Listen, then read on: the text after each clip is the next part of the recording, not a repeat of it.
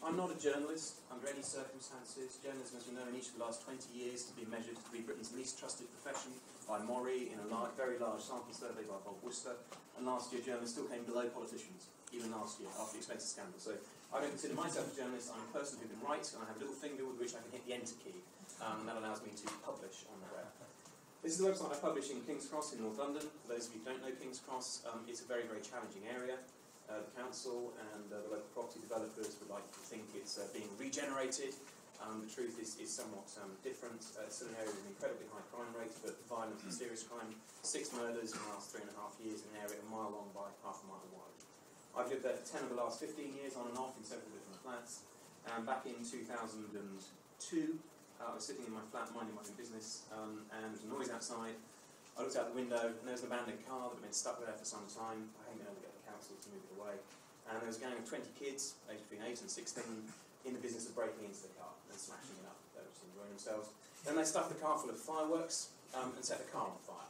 And the fireworks display went off inside the car. And if you've never seen it, it's like the beginning of Shameless, but with fireworks. It was an extraordinary thing.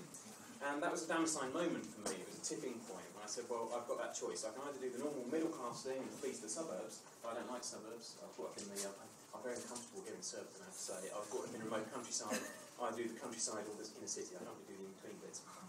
Or I get stuck into my community. I just got stuck in a whole load of community activism. Traditional stuff. Going to meetings, getting on committees, lobbying councillors, lobbying local public service deliverers for better public services, better policing, better housing, and so on and so on. And after some years, I was involved in so many things that I was getting an information overload. And I was running into all the same people at these meetings, and we didn't know what each other was up to. So, with great reluctance, mainly because I thought blogs were, and in so many cases they still are, I thought they were a form of public intellectual masturbation. I actually just set up a blog using this very, very simple blogging platform called Typepad to document what I was doing and what I could see others doing at King's Cross. And that was in 2006. We're now about nearly 4 years on. We've got in fact, that's slightly out of date, we've got over 900 articles now in this site, on an area that's a mile long by half a mile wide. This is the front page today. This is a celebration of this lady's life, Lisa Pontecorvo. She was a local activist, died in a tragic cycling accident run over by a cement lorry about 3 years ago.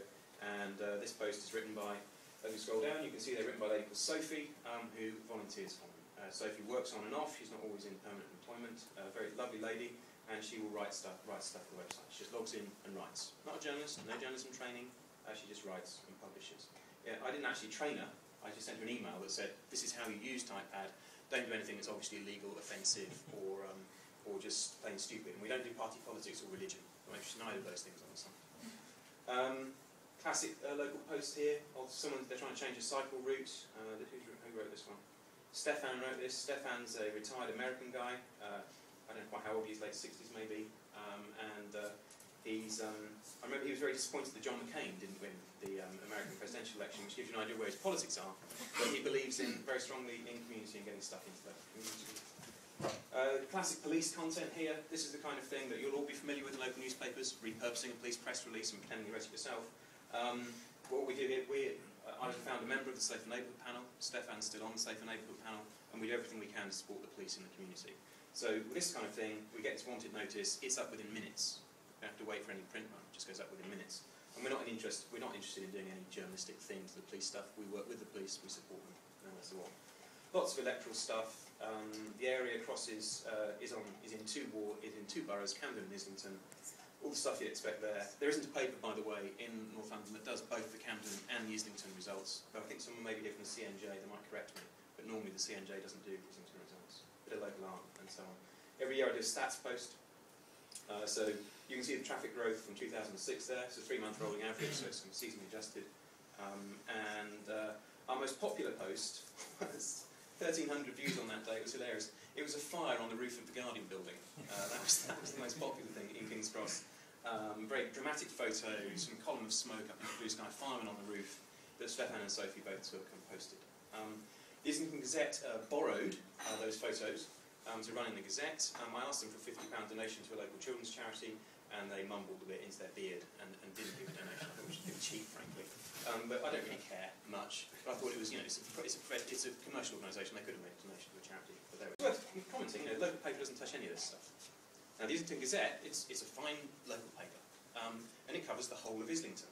I cover a tiny, tiny, tiny area that's a mile long by half a mile wide, which has a major railway station in it, lots of exceptionally poor people in social housing, and some rather better off people in some kind of big loft-style apartments. Now, over that period, I've done 900 articles over 4 years, and the Gazette, rationally, would only have done 40, 50, because, well, you know, why would it? It's just kind of density equation. So we get much denser coverage, and we work well with the Gazette when they're nicely. Ran a campaign against Network Rail, the world's most obdurate company. We got £1 million out of them, Sector for Community Improvements in a massive planning dispute. The campaign was organised through the website. We used the website to drive people to meetings. I don't believe the web is magic. The web just helps drive people into a more effective action in the real world. And this is the kind of thing we do a lot of. Fly tipping on the street. So if you take a photo, so this is back in 2006, this one. You take a photo of an abandoned fridge freezer. It's little known, actually, that fridge freezers migrate south for the winter. And many of them, they stop at King's Cross. I haven't quite got the energy, bless them, to get across York Way, and they end up on our streets. And we take, in fact, there are companies that organise fly tipping fridge freezers. And we take photos of them, put it on the website, and tell the council contact centre there's a problem.